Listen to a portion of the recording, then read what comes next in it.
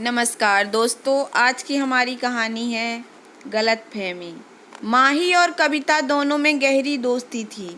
माही की शादी एक संपन्न परिवार में हो जाती है, वहीं कविता की शादी एक मिडिल क्लास फैमिली में हो जाती है। एक दिन कविता माही से मिलने आती है। माही उसे बहुत प्यार से गले लगाकर मिलती है और दोनों काफ़ी देर तक गप्पे मारती हैं। कुछ देर बाद करने के बाद माही को लगता है कि कविता कुछ परेशान है। माही कहती है, कविता क्या बात है? मैं देख रही हूँ तू पहले की तरह खुलकर बात नहीं कर पा रही है, कोई परेशानी है क्या? कविता बोली, बहन मैं तेरे पास एक काम से आई थी। मुझे अपने बेटे का एडमिशन कराना है लेकिन पैसे कम पड़ गए हैं।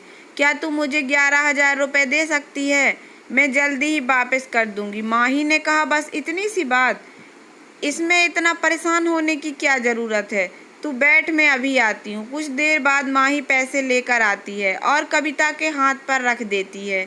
माही बोली, क्या तेरा बेटा मेरा बेटा नहीं है? यह ले पैसे और अच्छे से उसका एडमिशन करा, और हाँ, पैसे जब तेरे पास हो आराम से लौटा देना। कविता उसे धन्यवाद देकर चली जाती है।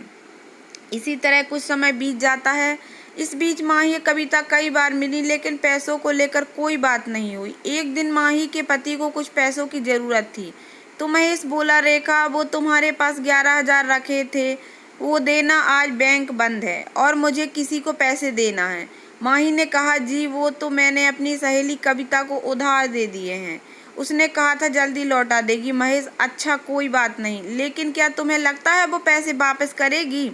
माही कहने लगी, आप कैसी बात कर रहे हो? महेश कहने लगा, मैं ऐसे कई लोगों को जानता हूँ जो रिश्तेदारों को कोई ना कोई मजबूरी बताकर पैसे ले लेते हैं, बाद में वापस नहीं करते, और तो और उन्हें पैसों की आवश्यकता भी नहीं होती, वे तो केवल अपनी मौज मस्ती के लिए उधार लेते हैं। माही ने कहा, नहीं ऐसा नहीं हो सकता, कविता कभी झूठ नहीं बोलती।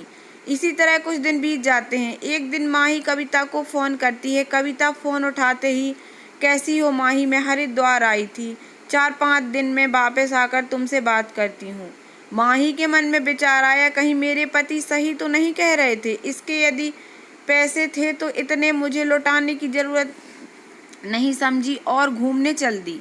अब तो इसका जब भी फ़ोन आएगा मैं सीधे सीधे पैसे मांग लूँगी। कुछ दिन और बीत जाते हैं लेकिन कविता का फ़ोन नहीं आता। एक दिन माही कविता को फ़ोन करती है, कविता तू तो मेरे पैसे हड़प कर बैठ गई, मैंने तेरी मदद की थी, तू मेरे पैसे वापस करने की बजाय हरिद्वार घूम रही है। चुपचाप 2 दिन में मेरे पैसे लौटा दे, आज से तेरी मेरी दोस्ती ख़त्म।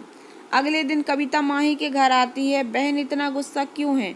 यह ले अपने पैसे। माही चुपचाप पैसे ले लेती है। माही, तू मेरी बचपन की सहेली है, तू जानती है मैं झूठ नहीं बोलती।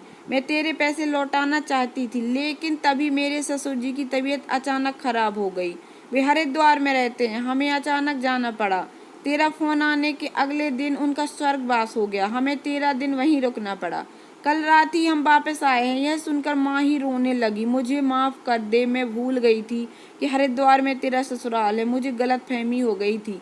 कोई बात नहीं बहन, मुझे भी माफ़ कर दे, पैसे देने में देरी हो गई। कविता पैसे देकर चली जाती है लेकिन उसके बाद कविता और माही पहले जैसी दोस्त नहीं रह पाती। वे कभी मिलती तो सिर्फ औपचारिकता से थोड़ा बोल लेती थी। एक गलतफहमी ने उनके रिश्ते में हमेशा के लिए दरार डाल दी थी। तो दोस्तों, कैसी लगी कहानी? अगर कहानी पसंद आई हो तो प्लीज़ वीडियो को लाइक और चैनल को सब्सक्राइब ज़रूर कर और ज़्यादा से ज़्यादा शेयर करना। धन्यवाद दोस्तों।